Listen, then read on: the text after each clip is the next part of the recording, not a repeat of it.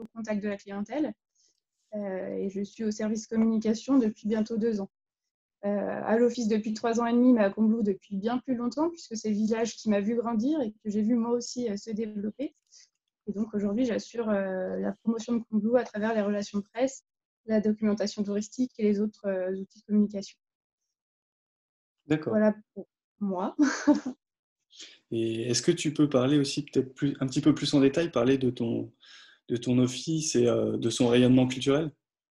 Oui. Alors donc déjà pour parler un peu de Combloux, donc on est une station de ski avant tout l'hiver.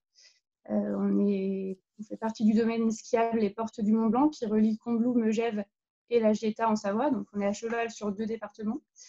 Et puis après, pour du printemps jusqu'à l'automne, on est plutôt tourné sur les activités de pleine nature, notamment le VTT, avec le développement du VTT à assistance électrique, la randonnée et puis la baignade, puisqu'on a un plan d'eau, premier plan d'eau écologique ouvert à la baignade en France. On est une station familiale avec le label Famille Plus depuis 2006. Et puis après, on a aussi une station qui a un patrimoine riche et puis toujours une activité agricole bien maintenue. Pour parler de l'office de tourisme, on est 14 salariés permanents, en incluant les contrats en alternance. Et on est répartis dans différents services qui comprend l'accueil, la commercialisation au niveau de l'hébergement, l'animation, la communication donc, et la partie administrative. À Combloux, on a une clientèle à 90% française, donc pour cette crise, ça va être plutôt un atout pour nous. Et puis, on est situé au cœur du pays du Mont-Blanc, qui est vraiment une région qui est dynamique et qui comporte beaucoup d'activités. Nos visiteurs, dans un rayon de 10 à 20 km, ils vont trouver vraiment tout un panel d'activités, à la fois des activités de type eau vive, les activités de plein air, les activités parapente, montgolfière, l'escalade, la via ferrata, donc c'est vraiment très varié. D'accord, c'est intéressant. Effectivement, c'est diversifié niveau activité.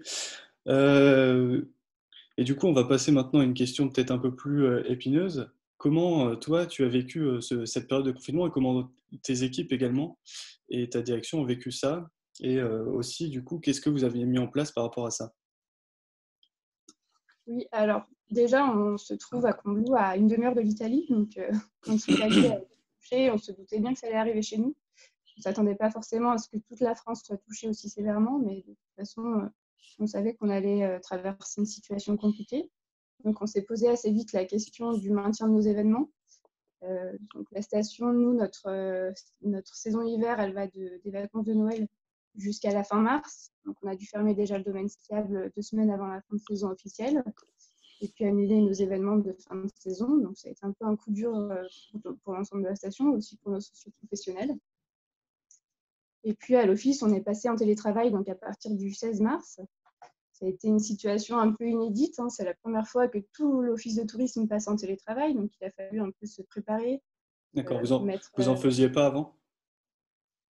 Alors, certaines personnes pouvaient en faire ponctuellement, mais jamais tout l'office de tourisme est passé en même temps en télétravail. Donc, on n'était pas vraiment préparé pour. Il a fallu mettre des bascules téléphoniques déjà pour Hmm. pouvoir continuer à renseigner nos clients, on a fermé physiquement, mais on n'a jamais coupé le contact avec notre clientèle. Et puis après, il a fallu mettre en place des systèmes pour qu'on puisse tous travailler ensemble à distance. Mais globalement, on s'est bien adapté et ça a été assez bien vécu par tout le monde. On a pu maintenir grâce à la visioconférence les réunions hebdomadaires pour savoir où chacun en est dans ses projets. Et puis, on a pu aussi faire des réunions avec l'ensemble des acteurs de la station, notamment pour le maintien ou l'annulation de nos gros événements. Donc ça, c'était vraiment important de pouvoir mettre tout le monde dans la boucle et recueillir les avis parce que voilà, la décision ne repose pas forcément que sur nous. On n'avait pas forcément de directive et puis avoir l'avis de tout le monde, c'est quand même mieux prendre des décisions sages. Et D'accord. puis, Ça a été l'occasion, du coup, pour vous de prendre un peu de recul par rapport à ce que vous faisiez aussi? voilà, tout à fait. Bon, les premiers jours, ça a été plutôt consacré à annuler nos événements, communiquer sur l'annulation de nos événements. Et après, on a pu prendre le temps un peu plus de réfléchir à qu'est-ce qu'on allait faire. On savait bien que bon, on allait devoir annuler les événements du printemps, ça c'était sûr. Après, les événements de l'été, ça restait quand même un peu en suspens. Donc, c'était l'occasion justement de prendre le temps de tous discuter ensemble, échanger les opinions et puis après prendre les décisions qui s'imposaient. D'accord. Et justement, en termes de décision, justement, en termes d'avenir, je parle maintenant, en perspective d'avenir, qu'est-ce que vous prévoyez de faire pour les jours qui viennent, peut-être la saison qui arrive? Est-ce qu'il y a des actions que vous avez calculées qui seraient bien de faire par rapport à votre activité et votre office? Oui, alors déjà au niveau de l'événementiel, on a dû repenser un peu nos événements. Certains ont été complètement annulés, d'autres ont été un peu remaniés pour s'adapter à la situation. On avait notamment un marché aux fleurs qui devait avoir lieu en mai. On a décidé de le faire en vente à distance avec livraison à domicile de la part des horticulteurs. Et puis, on a un gros événement trail en juin qu'on a dû annuler. Et à la place, on va faire un événement solidaire en septembre sous forme de randonnée non chronométrée et les bénéfices seront reversés aux hôpitaux du pays du monde. Après, on a dû aussi revoir notre façon de communiquer, déjà auprès de nos clients et puis de nos habitants et de nos socioprofessionnels. Donc, on a adapté notre communication sur les réseaux sociaux notamment. Donc, pendant le confinement, ça nous semblait pas très pertinent de parler de réservation et d'été. Donc, on a plutôt préféré proposer des contenus ludiques à notre communauté pour faire passer un peu le temps du confinement. Donc, ça a pris la forme de quiz, de petits bacs, de blind tests. C'était assez diversifié. Et puis, on a eu des bons taux d'engagement, pardon. Donc, on est assez content là-dessus. D'accord. Après, C'est toi qui t'occupes aussi des réseaux sociaux? non, non, c'est Ah, ma collègue Marine qui est community manager et elle assure aussi la partie graphique. d'accord. Après, pour nos habitants, on a mis en place sur notre site internet une page Covid-19 avec les informations sur les commerces ouverts, par exemple. Donc, c'était assez pratique. Et puis, on l'a fait évoluer au fur et à mesure pour que nos habitants sachent où ils pouvaient aller et à quels horaires. Et puis, on a aussi ajusté notre communication auprès des socioprofessionnels avec une newsletter dédiée et une page Facebook qui existait déjà, mais on a adapté la communication en leur donnant, par exemple, les mesures auxquelles ils avaient le droit pour aider leur entreprise. Donc après, pour la reprise, nous, on va poursuivre en télétravail jusqu'à la fin du mois. On continue à préparer la saison d'été à distance, les documentations touristiques notamment, la mise à jour de nos sites internet. Notre collègue du service animation, elle revoit son programme pour proposer quand même quelque chose aux personnes qui viendront, qu'elles aient un accueil qui soit comme en temps normal. Et après, on est en train de monter au niveau du Pays du Mont-Blanc, de la communauté de communes. On prépare un plan de relance avec la mise en avant des engagements de nos socioprofessionnels, à la fois sur un plan sanitaire et sur un plan environnemental. Donc, ce sera pour réassurer nos clients qu'ils puissent revenir et consommer dans les commerces sans crainte. Et puis, bien sûr, on est toujours là pour accompagner nos socioprofessionnels, communiquer sur leurs ouvertures, puisque là, depuis la fin du confinement, on commence à réouvrir peu à peu les commerces. Et puis nous, au niveau de l'Office de tourisme, on pourra rouvrir à partir de juillet. Et puis, on a prévu donc toutes les mesures pour respecter les gestes barrières. Donc, équipement de plexiglas, de marquage au sol. On aura reçu des gants aussi et des masques. Donc, le principal, c'est de protéger à la fois nos équipes et puis surtout nos visiteurs pour qu'ils puissent passer un séjour dans les meilleures conditions possibles. D'accord. Donc là, ça se précise au niveau de la relance pour vous. Euh, au Ça se niveau précise. au niveau des activités phares de votre région que vous allez mettre en place justement à la reprise, est-ce que tu as vraiment une activité sur laquelle vous allez miser, sans forcément spoiler tout ce que vous allez faire, bien sûr? Alors, on va miser, déjà, on va être tourné surtout sur les activités de pleine nature, où on peut mettre facilement la distance entre les personnes, donc le VTT assistance électrique, par exemple, la Mhm. randonnée.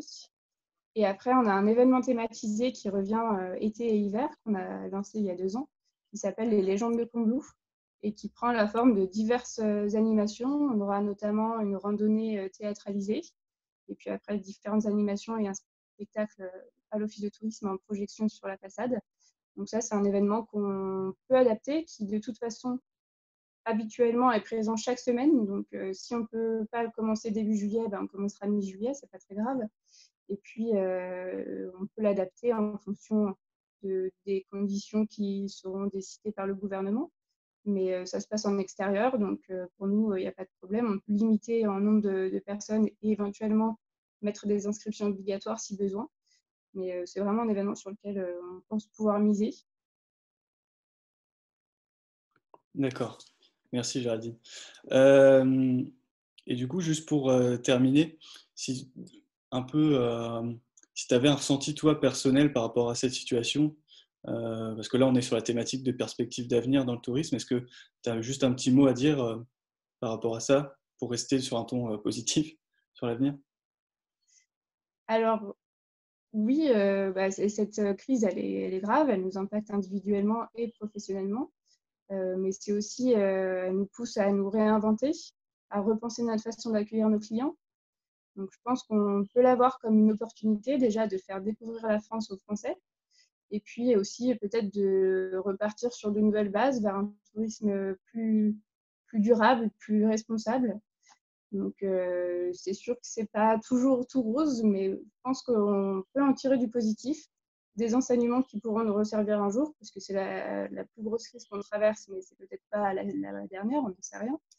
Donc je pense qu'il faut avoir confiance en les Français et puis en l'élan de solidarité qui est en train de naître. Je pense que les Français vont comprendre qu'il faut aider les entreprises, qu'il faut consommer en France, qu'il va falloir voyager en France.